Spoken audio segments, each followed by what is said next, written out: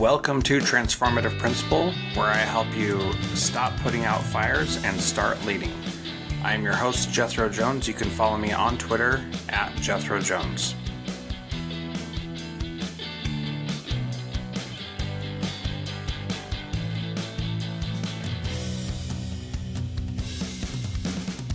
Welcome to Transformative Principal. This is episode 537 and the last episode of this school year of coaching with Eric. And if you have not been hearing all of these, definitely go to the show notes at transformativeprincipal.org, where we have episodes 501, 506, 510, 514, 519, 523, 527, 532, and this episode there. You can check out all of those conversations. This has been super fun, Eric. I'm so glad we've done this.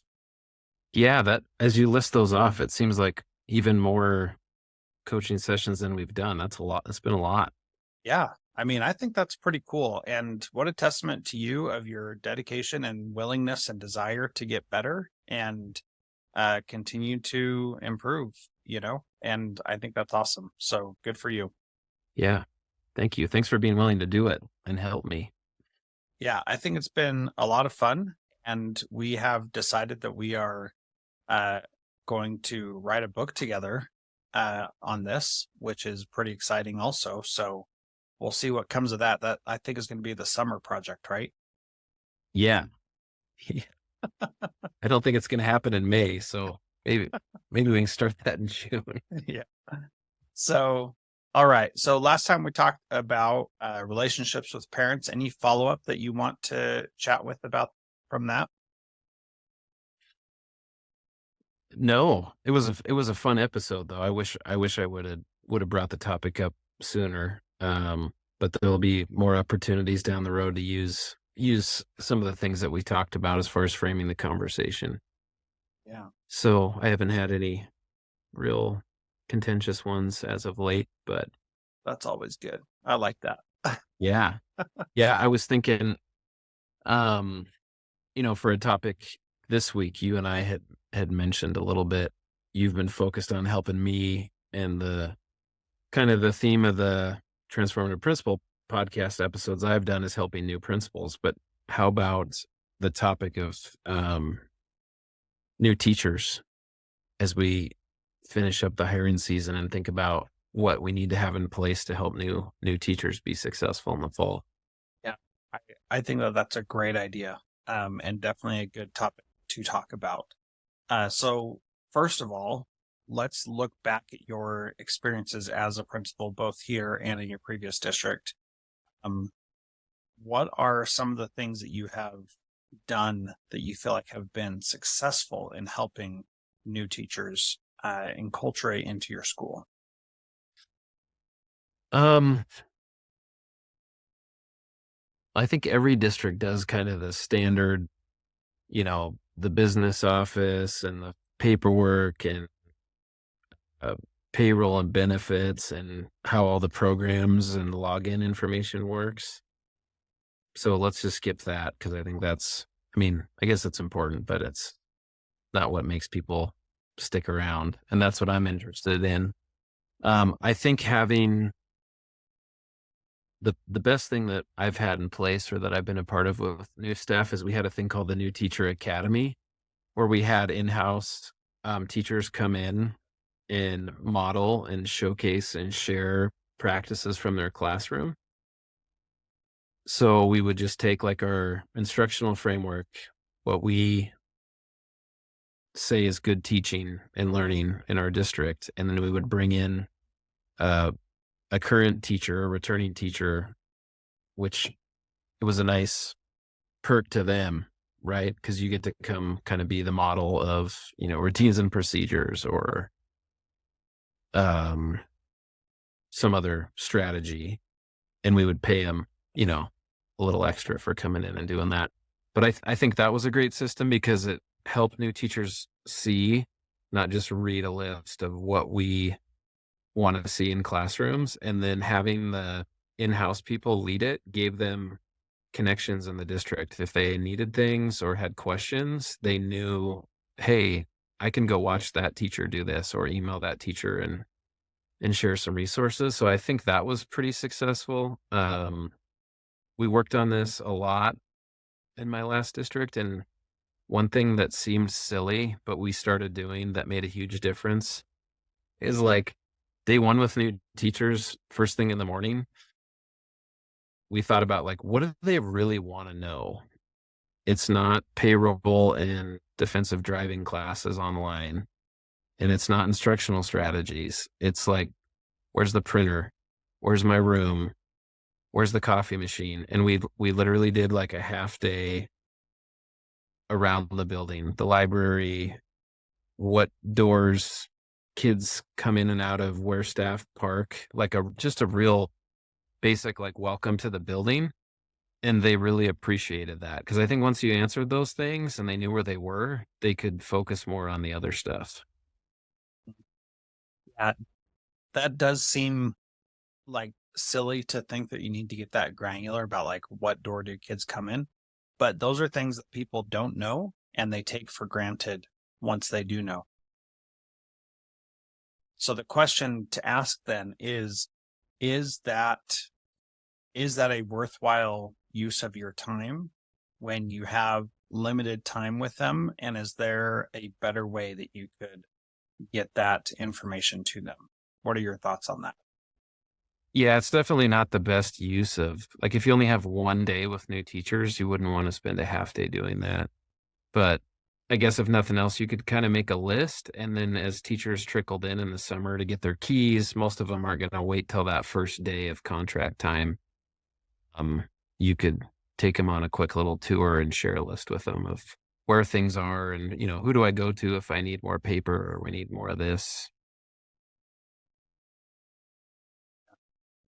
I think that taking that time that you have is valuable. And how do you make it as valuable as possible?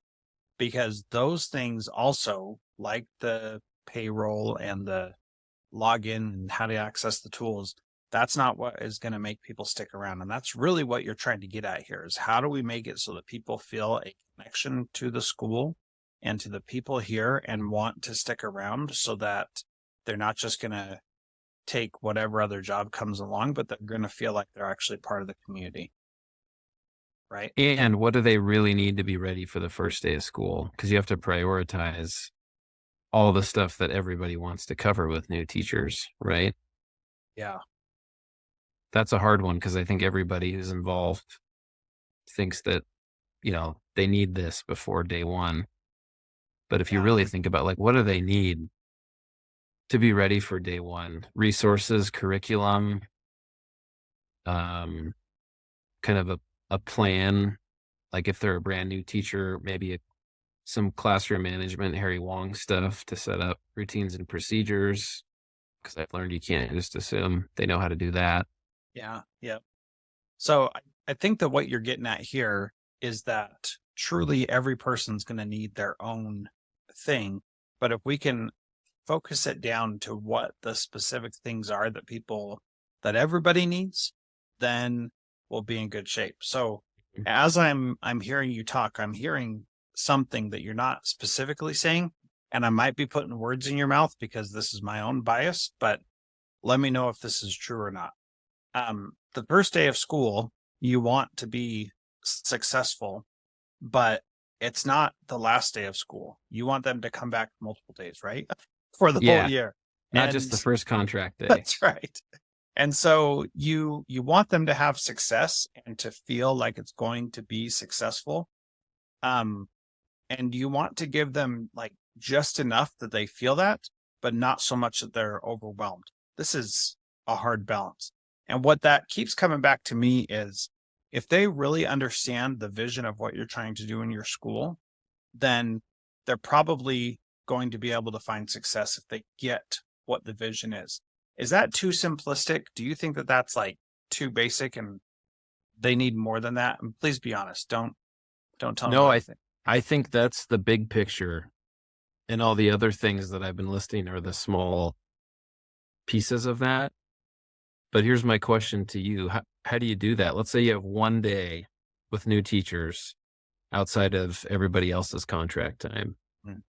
How do you help them understand what the vision is and feel connected to that and understand their role and feel supported and feel ready, the stuff they're going to need? Yeah.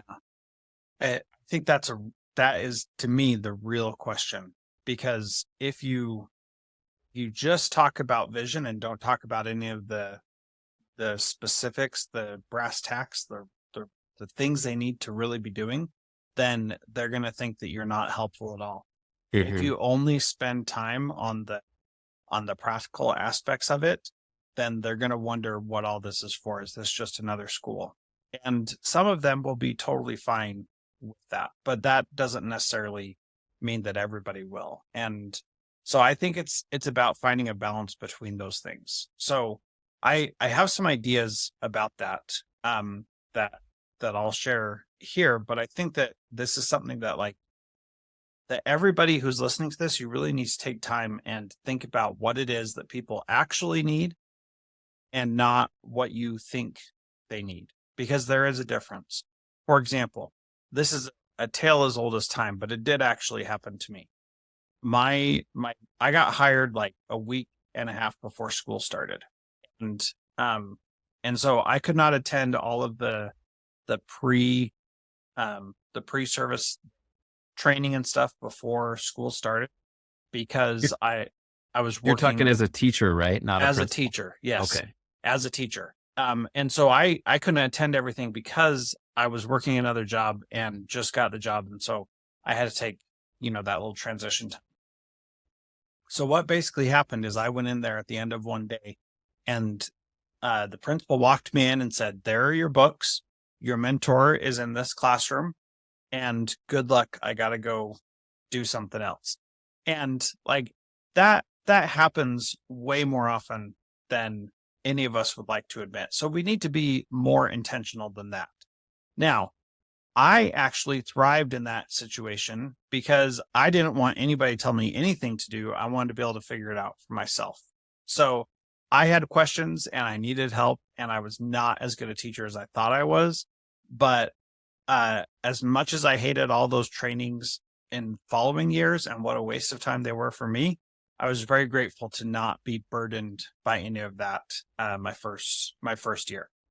So so I didn't really have any guidance on this, and I don't remember my first day of school at all. The first day that I taught, I just remember going home and my calves aching incredibly from walking around the entire day on concrete. So that's my first experience. I don't think that that's good, but I think a lot of people experience something like that. So the first thing I want to share is a Trello board, and I'll put a link to this in the show notes. Have I shared this Trello board with you before I don't about think so. onboarding? So when I was in Kodiak, Damon Hargraves and I worked on this to make it for our teachers. Moving to Kodiak, Alaska was a big deal, and it was difficult for people to get there. So we needed people to understand so many things about working in Kodiak that they couldn't understand without us providing a lot.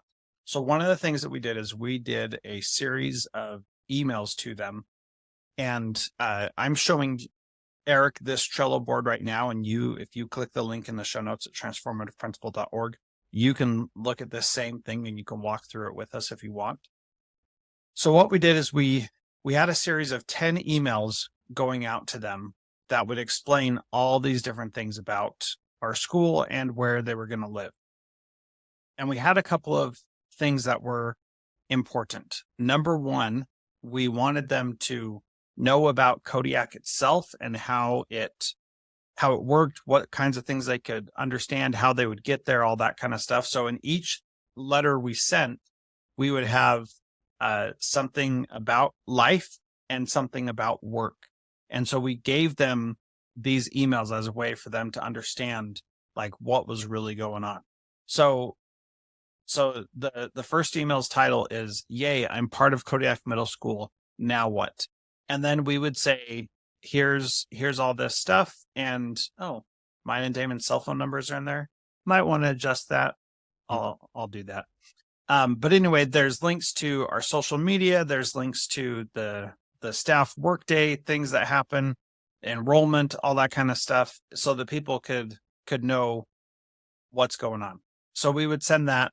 And then after that, we would talk about finding housing and then getting specific gear, being a responsive educator, because that was important to us, our continuous improvement model, standards-based instruction, PBIS, trauma, and more. And then the next email 8 would be tools of the trade, how we get work done in Kodiak. Email 9 was the schedule. And then email 10 was planning your first year roller coaster. And so each of those emails were designed to give them information and help them see what they could expect. So as a starting point, I would say if you don't have a set of onboarding emails for new staff members, it would be very wise to do that. And then we put them in MailChimp and we sent them out automatically. So when somebody got hired, we added them to this campaign and it sent all 10 emails out automatically. We set it and forget it. We never had to worry about that again. So that's one way. Take advantage of the fact that you hired them early enough that they can get these emails. Here's the thing. If we hired someone the week before school started, like happened with me, we still sent these emails that are out every week to them going into the school year. So really, if you got hired the week before, by the end of Q1, you would have finally gotten all of the emails. And most of them at that point, you would probably have already figured that stuff out. But it was really valuable for us to have a resource for people to experience and learn about what we were doing. Yeah, that's great. That's great. They didn't send you all 10 that day you signed? No. No, that might be a little overwhelming. Yeah. Well, and that's one thing that I know I've been guilty of is when you're working with new hires, overwhelming them. Yeah. And, thinking back to when I've been new, like how much of that stuff that you go through in a meeting at the start of the year are you going to remember? I know I'll end up calling people and asking for help, even though they showed me how to do it, because you just won't retain every single thing you read in the staff handbook and every app and list of everything. So you won't. That is true. And so you want to make sure that you don't expect that to happen. So I mean, it's easy to start out thinking like, oh yeah, they really need this, when the reality is they don't actually need all of that. So we probably put too much information in there, but because it was dripped out over a course of 10 weeks and we knew that they wanted information, that was a pretty easy way to get that information out that was manageable for us. And that's what I think really matters, is figuring out a way to make it manageable for everybody and still get the information out that you need to. Yeah. And even if they already have answers, it's good to have that in there, because some people it will be relevant. And if not, they can just skip to the relevant parts of those. Yep. And here's the other thing, because we knew what was in those emails, we could refer them back to it or find it in the email and then resend it out to them so that they would have it. And then we were giving the same information to everybody, and we weren't wasting time repeating things or retyping answers that we already had. So you saw on that Trello board, I could just go in and copy the text and then paste it and send it to them. And that was really easy. You can also share something like that. This is messy intentionally because that's how we set it up. And in our brainstorm working through it, we created all these cards and then moved them to the appropriate things, including putting pictures and images in there and everything. And it was worthwhile and valuable to set it up that way. And it was not as hard as it seemed at first, nor was it as hard as it seems right now. Looking back on it, I'm like, oh my gosh, that looks like a lot of work. But in reality, it really wasn't that difficult. It was all this stuff that was in my mind, that I just needed to get out. Mm-hmm. Can you share that board with me if you haven't already? Yes. Yep, I will. I'll send you a link to it so you got it. And you're saying I can't leave your cell phone in there if they have questions? I put my 8017 Jethro cell phone in there instead of my other one. So they certainly can if they want to. You're going to put this live on the web, and you're going to be getting teacher calls from all over the country. Hey, I heard you're the guy to talk to about if I'm new in Arkansas or Wyoming. That's right. Yep. I will help you out.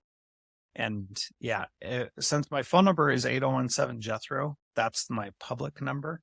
And that does go to my cell phone, but it's kind of fun to have that. So people can access that for sure. And please, yeah, email me, call me, text me. I'd be happy to chat with you more about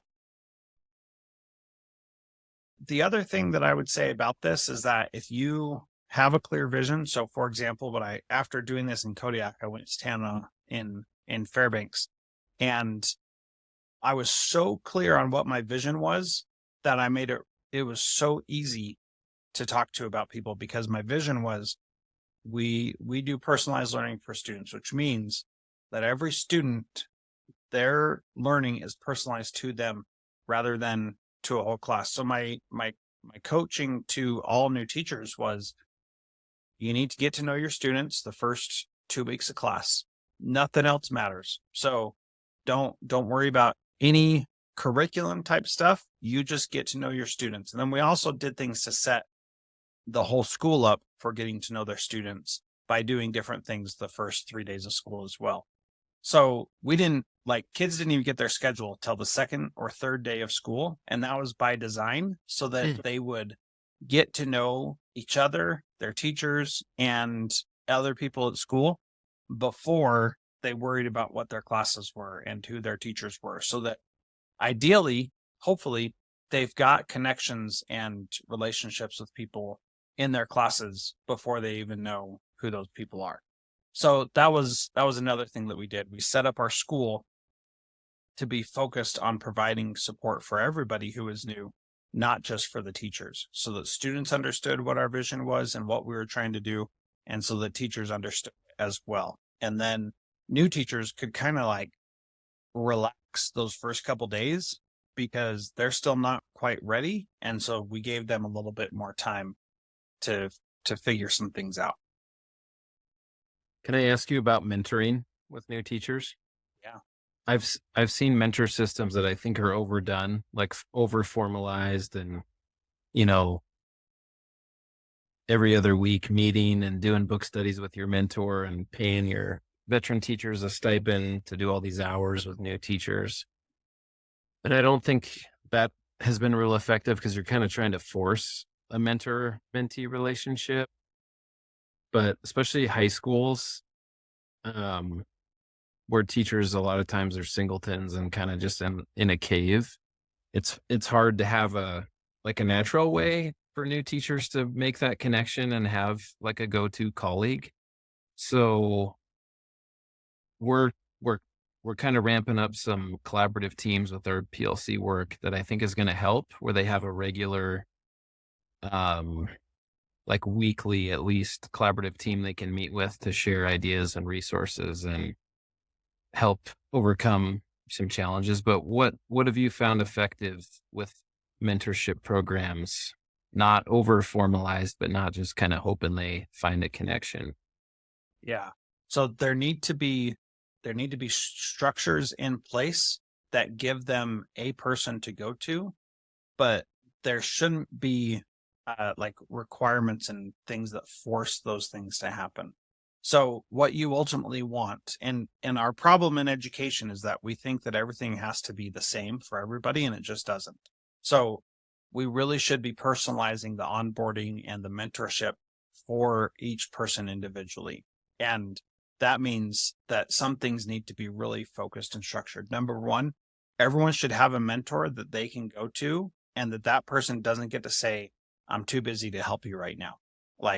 My door is always open for you because I am your mentor. If that means we need to pay them some money or do something else to make it worth their while, give them an extra prep period, I don't know, but they've got to know this is the person I can go to for some support. That's got to be absolutely there. And they need to know who that person is, and they have to be comfortable with that person. So you may have to find a different person if they're not comfortable, but I believe that finding that mentor is one of the most essential things you can do after you hire someone, because if they one get taught in a poor way of what things are about, then bad ideas are going to perpetuate. So one of the things that one of my mentors told me, because I had two different mentors because I went to two different schools, was that I shouldn't smile until Christmas, which I think is just terrible advice. And yes, you should smile all year long, and you should be happy and enjoy your job. But by her saying that, I learned that that's what she valued and what was important to her. And anything that I tried to do that was outside of that or that didn't follow that, she would go back to that and say, oh, well, you shouldn't be smiling until Christmas anyway. And, some other things happened where people said you shouldn't, and I heard this from teachers that were new in my schools, that you shouldn't say anything to disagree with the principal until you have tenure, which then creates a habit over 3 to 5 years, however long tenure is in your district. And then you never say that you disagree, and you just take the role of being a good soldier, which isn't good either. And so, you need to really be intentional about who you choose as a mentor and make sure that it's a good fit for that person and a good fit for your school also. You don't want to choose a mentor who is bad-mouthing, complaining, talking bad about people all the time. And sometimes those people get chosen as mentors because they're good at other parts of the job. But we're talking about culture here, and those things are culture killers, to be sure. So be really tight on that. Have a great mentor for that person. The other thing that you need to be really tight on is that the mentoring happens according to what the mentee needs, not according to what the mentor needs. So if the mentee needs to go have coffee in the morning, then that's the plan. That's what you do to make that happen. If they need to stay after school and have a mentor meeting, then that's what you do. And you can't say that everybody needs mentoring in the exact same way. So solid mentor happening as the mentee needs, even if they don't necessarily want it, but as they need, the mentoring happens with them. And then the third piece that I think is just super important is that you understand that mentoring is not just about pedagogical strategies, that it is about mentoring the culture of the school as well.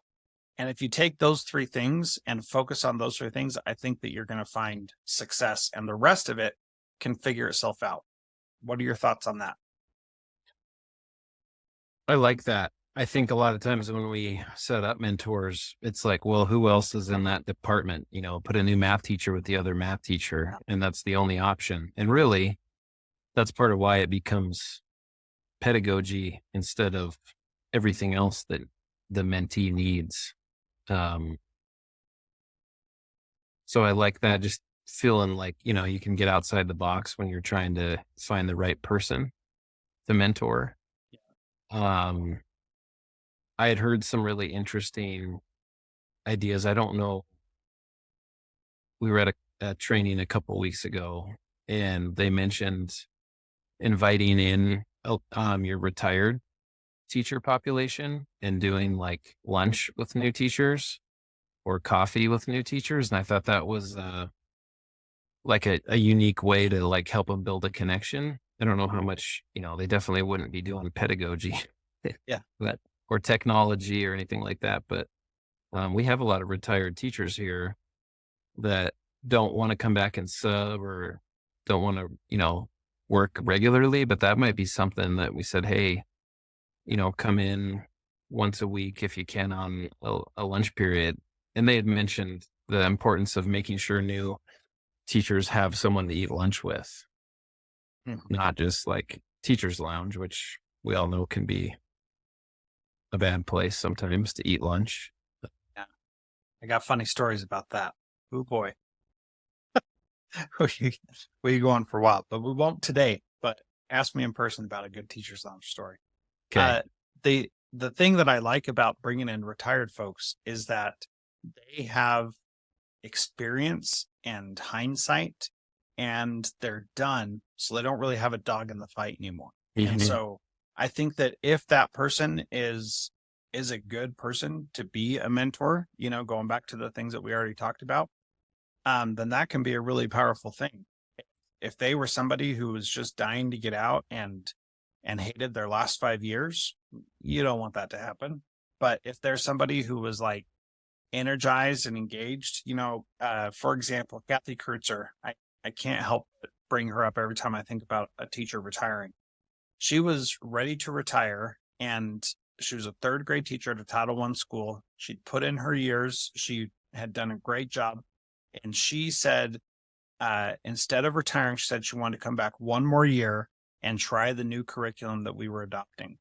And I was like, are you serious? Like, you could leave and not learn something brand new your last year. And she's like, no, I just wanted to like see what it was going to look like. I was part of the implementation adoption process, and I wanted to see how it all worked out. And so she did one more year, and man, she was the best. Had I thought of that idea of bringing her back, I would have brought her back in a heartbeat, because she was so positive and understood the work so well, and like went out on a high note, even though that year was probably her hardest year ever. And she had a lot of really challenging kids, but she was great and didn't regret sticking around another year. And that's the kind of person that you want to have be a mentor. And I don't know what she did after that year, but I know she retired. While she was retired, I don't know if she stuck with the schools or did anything, but she was amazing. And that's the kind of person you want to find for sure. Yeah. And I would think a lot of the like career teachers that retire, they miss, one of the best parts of this job is like the camaraderie with the staff and feeling a part of the school. And if they don't want to sub, or they don't want to like do some formal thing, it's a great way for them to still feel connected with what's going on at the school and who the new people are, because as you retire, you kind of pretty soon it's like, oh, I don't even know half the staff there. I don't know the administrators. So I thought that was a great idea. Yeah, I like that. Very cool. Anything else before we wrap up?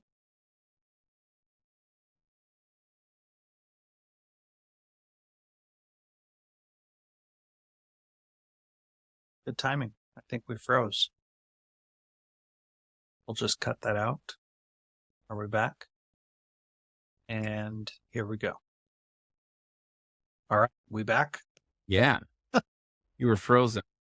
Yeah, it happens. All right. Anything else you want to add before we sign off? No, I was just saying I got a lot of work to do. Yeah.